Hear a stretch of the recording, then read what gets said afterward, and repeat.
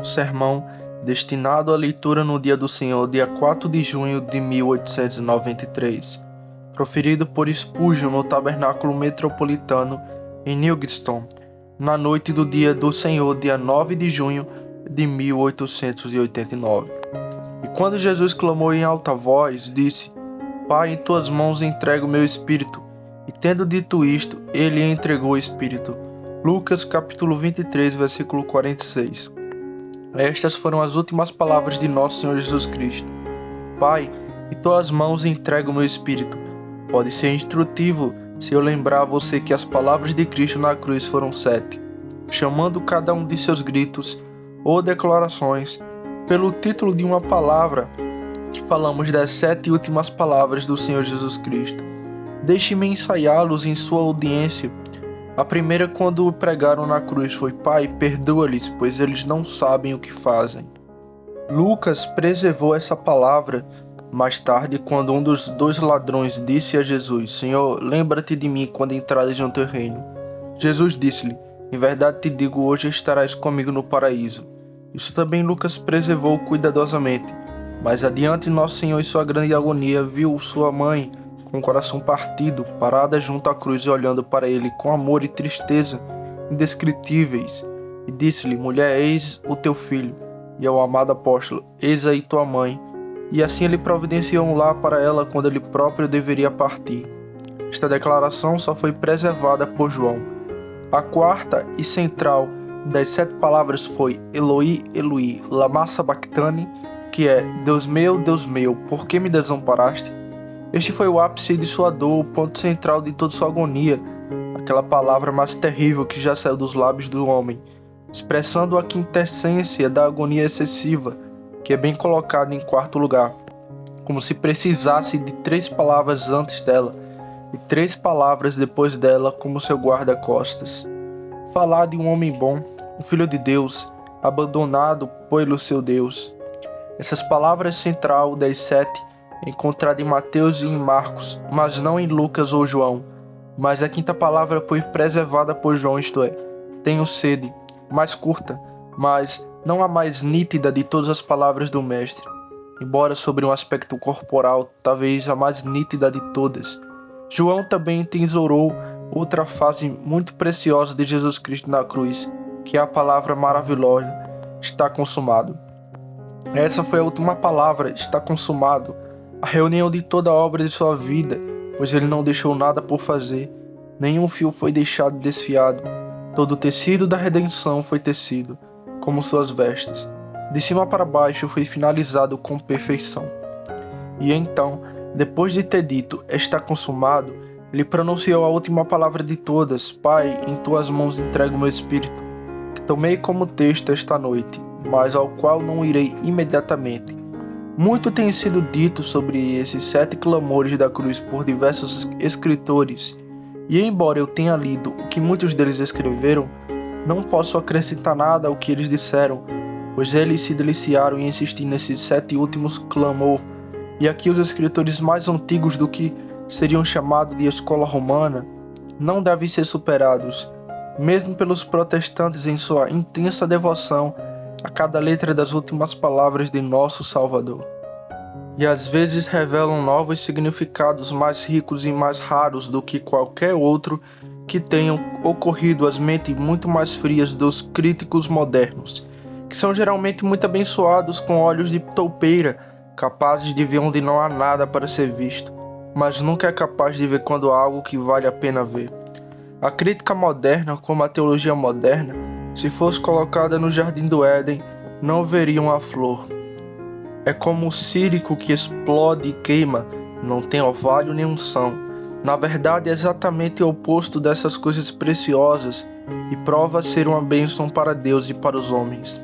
Agora, com relação a estes 7 clamores da cruz, muitos autores tiveram deles lições a respeito dos 7 deveres. Ouvi.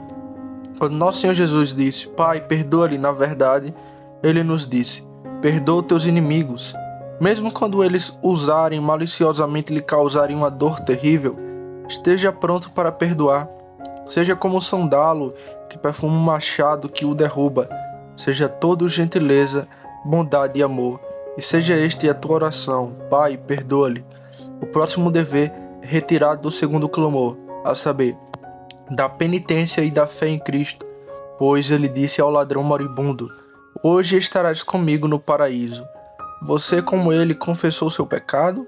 Você tem a fé e a oração dele? Então você será aceito assim como ele foi. Aprenda então com o segundo clamor o dever da penitência e da fé. Quando nosso Senhor no terceiro clamor disse à sua mãe: Mulher, eis o teu filho, ele nos ensinou o dever do amor filial.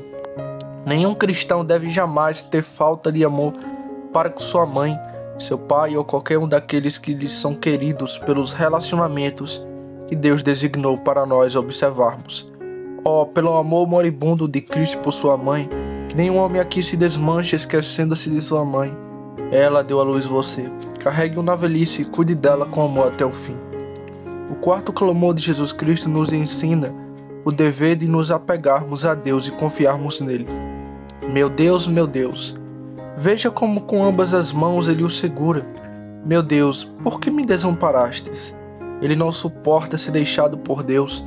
Tudo mais lhe causa pouca dor em comparação com a angústia de ser abandonado por seu Deus. Portanto, aprenda a se apegar a Deus, agarre-o com sua fé dupla, e se você alguma vez pensar que ele o abandonou, clame por ele e diga: Mostre-me porque você contende comigo, pois não posso suportar. Fixe em ti. O quinto clamor, tenho sede, nos ensina a dar alto valor ao cumprimento da palavra de Deus. Depois disso, sabendo que Jesus, que todas as coisas estavam consumadas, para que se cumprisse a Escritura, disse: Tenho sede. Preste atenção em toda a sua tristeza e fraqueza. Ainda preserve a palavra do seu Deus e obedeça ao preceito. Aprenda a doutrina e deleite-se na promessa, como o seu Senhor em sua grande angústia disse: Tenho sede, porque estava escrito que assim ele falaria. Você considera a palavra do Senhor mesmo nas pequenas coisas.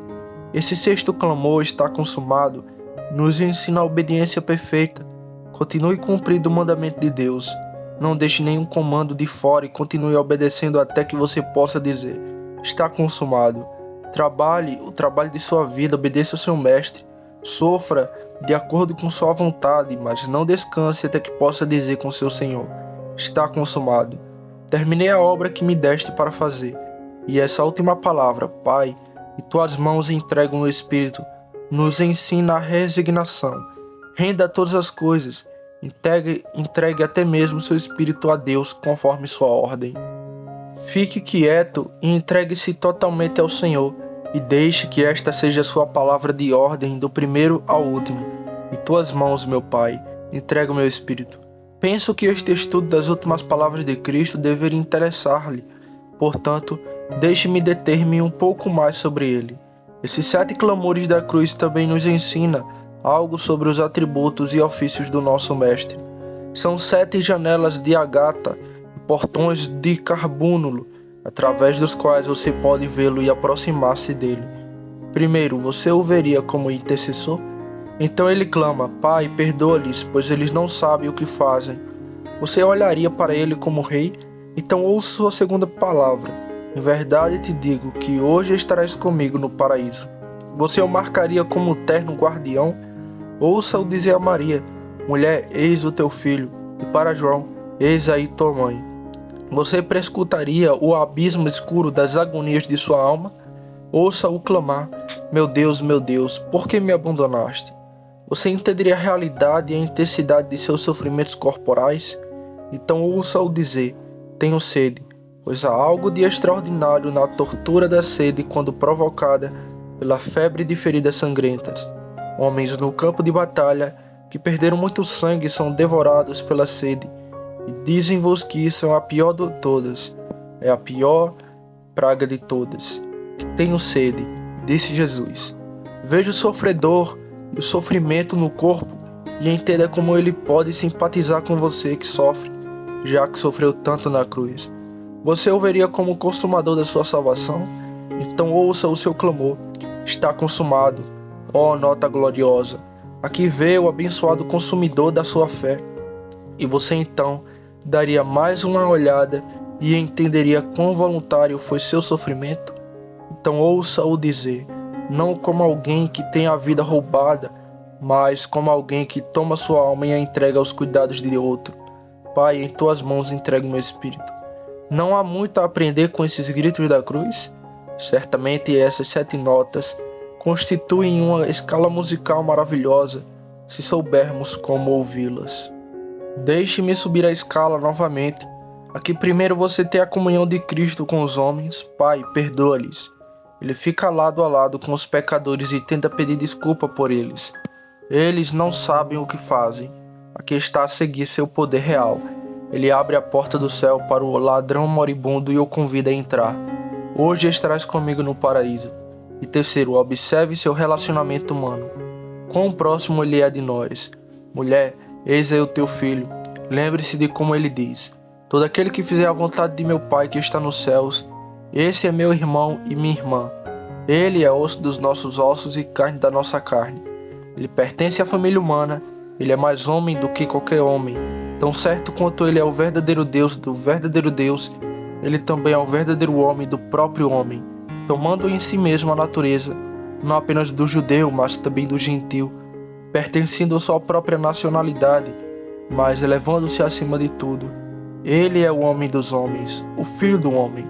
Veja a seguir, ele levando nossos pecados, que você diz, que nota é essa? Bem, todos eles são nossos nesse sentido, mas neste principalmente. Meu Deus, por que me abandonaste? Foi porque ele levou nossos pecados em seu próprio corpo no madeiro, que ele foi abandonado por Deus. Ele o fez pecado por nós, aquele que não conheceu o pecado. E daí o grito, Eloi, Eloi, lama sabachthani. Contemple-o naquele 5º grito, tenho sede, levando não apenas o nosso pecado, mas também a nossa enfermidade e todo o sofrimento da nossa natureza corporal. Então, se você quiser ver sua plenitude, bem como sua fraqueza, se você quiser ver sua suficiência total, bem como sua tristeza, ouça-o clamar, está consumado. Que plenitude maravilhosa nessa nota!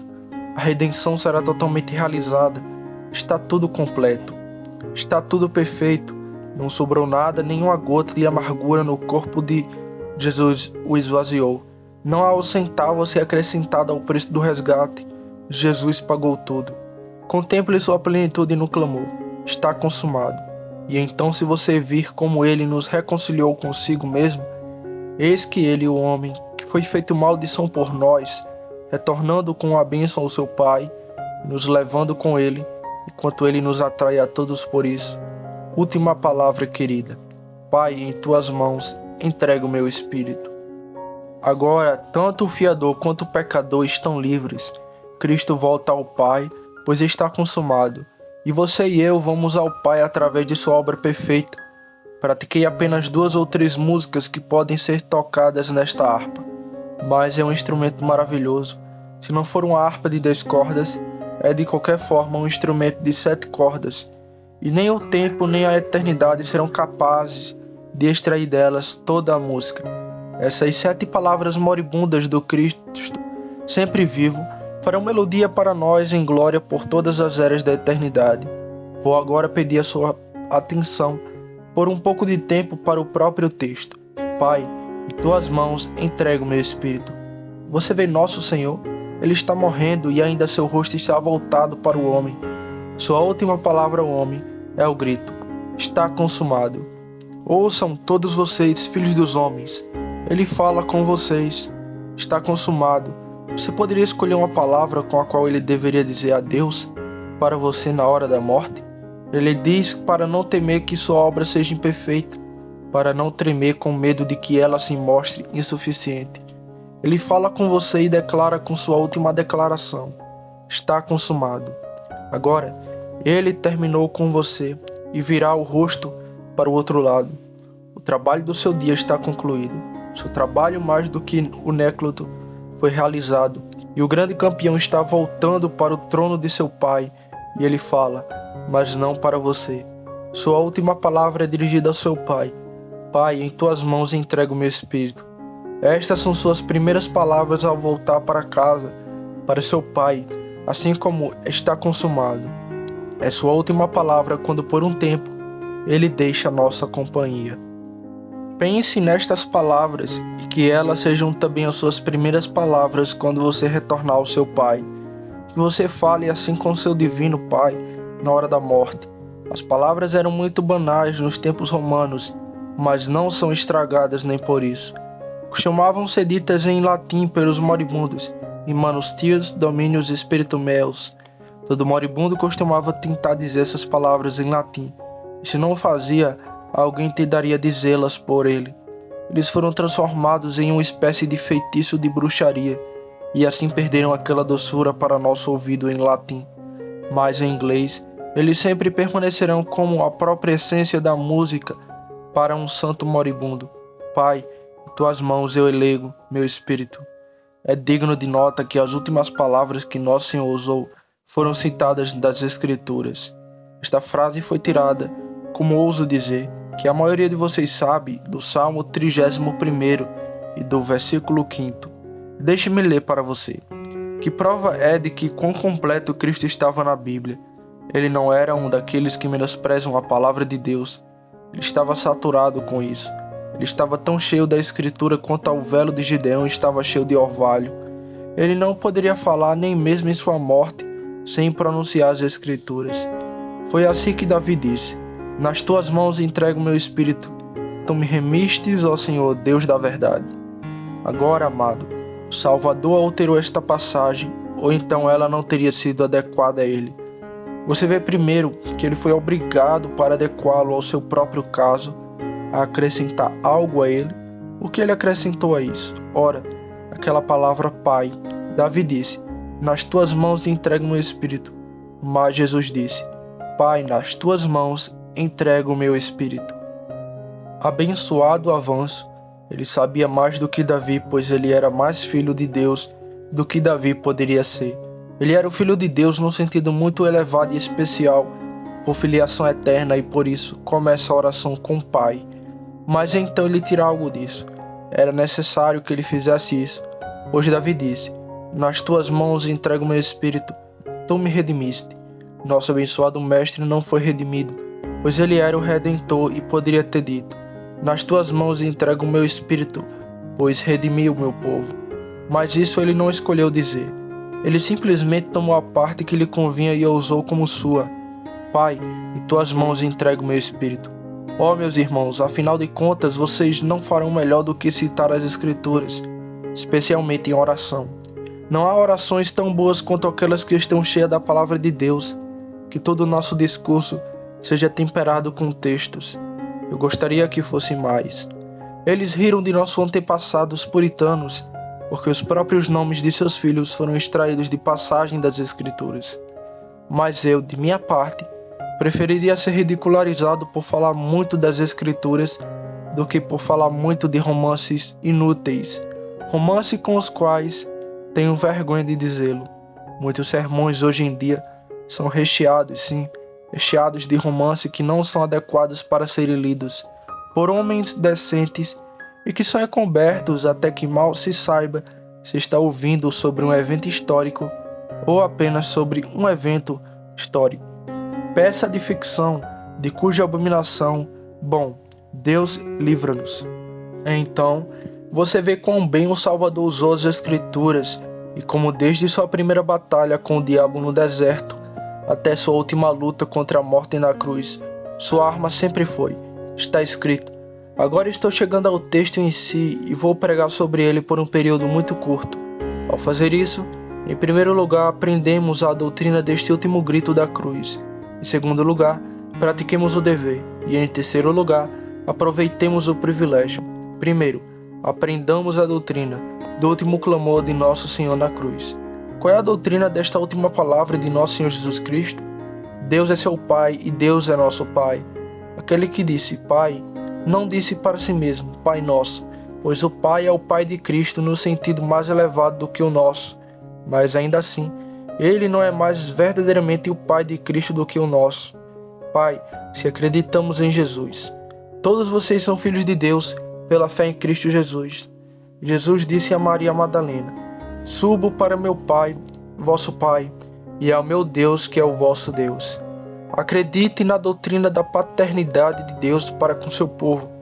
Como já vos avisei antes, abominam a doutrina da paternidade universal de Deus, pois é uma mentira e um profundo engano. Atingem em primeiro lugar o cerne da doutrina da adoção, que é ensinada nas Escrituras.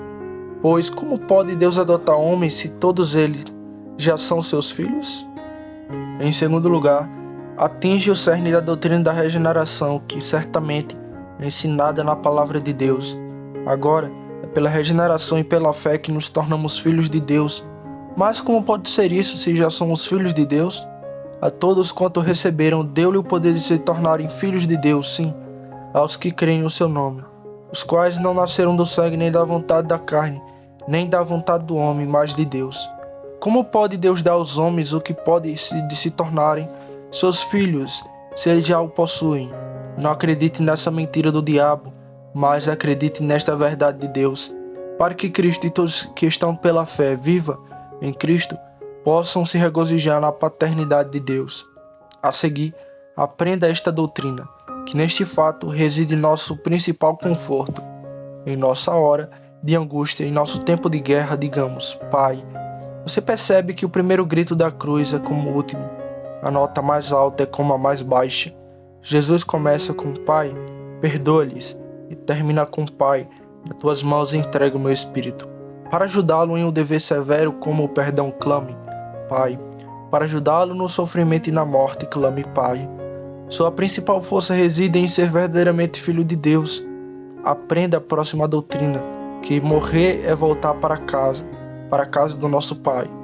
Eu disse a um velho amigo não faz muito tempo: o velho senhor fulano de tal foi para casa. Eu quis dizer que ele estava morto. Ele disse: sim. Para onde mais ele deveria ir? Achei que era uma pergunta sábia. Para onde mais devemos ir?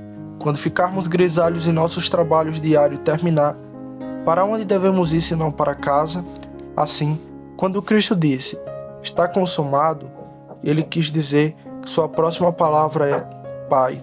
Ele terminou sua carreira terrena e agora irá para casa, que é no céu. Assim como uma criança corre para o colo da mãe quando está cansada e quer adormecer, Cristo diz: Pai, antes de adormecer na morte. Aprenda outra doutrina, que se Deus é nosso Pai, considerarmos que iremos para casa quando morrermos, porque vamos a Ele, então Ele nos receberá. Não há nenhum indício de que possamos entregar nosso espírito a Deus e ainda assim Deus não nos aceitará. Lembre-se de como Estevão, debaixo de uma chuva de pedras, clamou: Senhor Jesus, recebe o meu espírito. Vamos, por mais que morramos, façamos dessa a nossa última emoção, senão a nossa última expressão: Pai, receba meu espírito. Nosso Pai Celestial não receberá seus filhos? Se você, sendo mal, recebe seus filhos ao anoitecer, quando eles voltam para casa para dormir, seu Pai que está nos céus não receberá quando o trabalho do dia terminar? Essa é a doutrina que devemos aprender com este último clamor da cruz: a paternidade de Deus e tudo o que dela resulta para os crentes. Em segundo lugar, pratiquemos o dever. Esse dever me parece ser, em primeiro lugar, a resignação. Sempre que alguma coisa o angustiar e alarmar, resigne ao Deus. Diga: Pai, em tuas mãos entrego meu espírito. Cante como Fábio: eu me curvo à tua vontade, ó Deus, e todos os teus caminhos adoro. E a cada dia que eu viver, procurarei agradar-te cada vez mais. Aprenda a seguir o dever da oração. Quando você estiver na própria angústia da dor, quando estiver cercado por amargas tristezas, tanto na mente quanto no corpo, ainda assim ore. Não abandone o Pai Nosso. Não deixe que seus gritos sejam dirigidos ao ar. Não deixe que seus gemidos sejam dirigidos ao seu médico ou enfermeira, mas clame: Pai. Uma criança não chora tanto quanto se perde. Se estiver no escuro à noite e começar a funcionar em um quarto solitário, ele não clama: Pai? E o coração de um pai não é tocado por esse grito? Há alguém aqui que nunca clamou a Deus? Há alguém aqui que nunca disse Pai? Então, meu Pai, coloque seu amor em seus corações e faça-os dizer a esta noite: eu me levantarei e irei para meu Pai. Vocês serão verdadeiramente conhecidos como filhos de Deus, se esse clamor estiver em seu coração e em seus lábios. O próximo dever é nos comprometermos com Deus pela fé. Entregue-se a Deus, confie-se a Deus todas as manhãs quando você se levantar.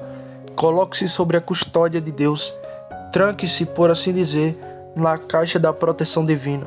E todas as noites, depois de destrancar a caixa, antes de adormecer, tranque-a. Novamente entregue a chave na mão daquele que é capaz de guardá-la, quando a imagem da morte estiver em seu rosto. Antes de dormir, comprometa-se com Deus. Quero dizer, faça isso quando não houver nada para assustá-lo, quando tudo estiver indo bem, quando o vento soprar suavemente do sul e ao barcar estiver acelerando em direção ao porto desejado. Ainda assim, não fique quieto com seu próprio aquietamento. Quem corta para si mesmo cortará os dedos e ganhará um prato vazio. Aquele que deixa Deus para esculpir para ele, muitas vezes terá coisas gordas cheias de medula colocadas diante dele. Se você puder confiar, Deus recompensará sua confiança de uma forma que você ainda não conhece. E então, pratique outro dever, o de realização pessoal, e continua da presença de Deus. Pai, em tuas mãos entrego o meu espírito. Você está aqui, eu sei que você é. Percebo que você está aqui no momento da tristeza e do perigo, e me coloco em suas mãos. Assim como eu me entregaria à proteção de um policial ou de um soldado, se alguém me atacasse, também me comprometo com você, seu guardião invisível da noite, seu incansável guardião do dia. Você cobrirá minha cabeça no dia da batalha. Sobre tuas asas confiarei como um pintinho um dia esconde debaixo da sua galinha. Veja então o seu dever. É resignar-se a Deus, orar a Deus, comprometer-se com Deus e descansar no sentido da presença de Deus. Que o Espírito de Deus o ajude na prática de deveres tão inestimáveis como este. Agora, por último, vamos ao terceiro ponto. Vamos aproveitar o privilégio. Primeiro, desfrutemos do elevado privilégio de descansar em Deus em todos os momentos de perigo e dor. O médico acaba de lhe dizer que você terá que ser operado. Diga, Pai, em tuas mãos entrego o meu espírito. Há toda a probabilidade de que essa sua fraqueza ou aquela sua doença aumente sobre você e que aos poucos você terá que ir para a cama e ficar ali deitado, talvez por muitos dias.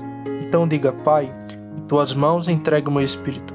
Não se preocupe por isso, que não irá ajudá-lo. Não tema o futuro, pois isso não ajudará. Entregue-se a guardar daquelas queridas mãos que foram transpassadas por você, ao amor daquele querido coração que foi atacado pela lança para comprar sua redenção. É maravilhoso o descanso de espírito que Deus pode dar a um homem ou a uma mulher nas piores condições. Oh, como alguns dos mártires cantaram na fogueira, como eles se alegraram quando foram torturados. O poço de carvão de Borne, do outro lado da água, onde ele trancou os mártires, era um lugar miserável para se deitar na noite fria de inverno. Mas eles disseram, eles os acordaram na palha, enquanto estavam deitados no buraco de carvão, com o canto mais doce do céu. E quando Borne disse que vergonha para eles por fazerem tanto barulho, eles lhe disseram que ele também faria tanto barulho se estivesse tão feliz quanto eles eram. Quando você encomenda seu espírito a Deus, você terá um doce descanso em tempos de perigo e dor. O próximo privilégio é o de uma confiança corajosa na hora da morte ou no medo da morte. Fui levado a refletir sobre esse texto ao usá-lo muitas vezes na noite de quinta-feira passada. Talvez nenhum de vocês jamais esqueça a noite de quinta-feira passada. Acho que nunca o farei se viver até a idade de Metusalém. Deste lugar até chegar à minha casa, parecia uma contínua camada de fogo, e quanto mais eu avançava, mais vívidos se tornavam os relâmpagos. Mas quando finalmente cheguei a Languedoc e Holden, os relâmpagos pareciam vir do céu em barras muito nítidas, e por fim, quando cheguei ao topo da colina, ouvi um estrondo do tipo mais surpreendente, caindo uma torrente de granizo, pedras de granizo, que não tentarei descrever, pois você pode pensar que exagerei. E então, senti eu e meu amigo comigo que dificilmente poderíamos esperar chegar em casa vivos. Estávamos bem no centro de o comer da tempestade, tudo ao nosso redor por todos os lados, e tudo dentro de nós, por assim dizer, parecia nada mais do que o fluido elétrico, e o braço direito de Deus parecia descoberto para a guerra. Senti então bem agora, muito provavelmente, que irei para casa, e encomendei meu espírito a Deus. E a partir daquele momento, embora eu não possa dizer que tive muito prazer com os estrandos dos trovões e os clarores dos trombetas, este privilégio não é apenas o de descansar no perigo e confiar na perspectiva da morte, é também cheio de alegria consumada. Amados, se soubermos como nos entregar nas mãos de Deus, que lugar será para nós estarmos? Que lugar para se estar nas mãos de Deus? Existem miríades de estrelas, existe o próprio universo. A mão de Deus sustenta seus pilares eternos e eles não caem. Se chegarmos às mãos de Deus, chegaremos onde todas as coisas repousam, chegaremos ao lar e à felicidade. Saímos do nada da criatura para a suficiência total do Criador. Leve você até lá. Apressem-se em chegar lá, amados amigos, e vivam doravante nas mãos de Deus. Está terminado. Você não terminou, mas Cristo terminou. Está tudo feito. O que você terá que fazer será apenas realizar o que Ele já completou para você e mostrar isso aos filhos dos homens em sua vida. E porque tudo está consumado, diga: agora, Pai, eu volto para Ti. Minha vida doravante será estar em Ti. Minha alegria será escolher até nada na presença de tudo, em tudo. Morrer para a vida eterna, afundar meu ego em Jeová, deixar minha masculinidade, minha condição de criatura e viver apenas para seu Criador. Se manifestar apenas a glória do Criador. Amado, comece amanhã de manhã e termine esta noite com o Pai. Em Tuas mãos entrego o meu espírito. O Senhor esteja com todos vocês. Se você não orou, Deus o ajude a começar a orar agora. Pelo amor de Jesus. Amém.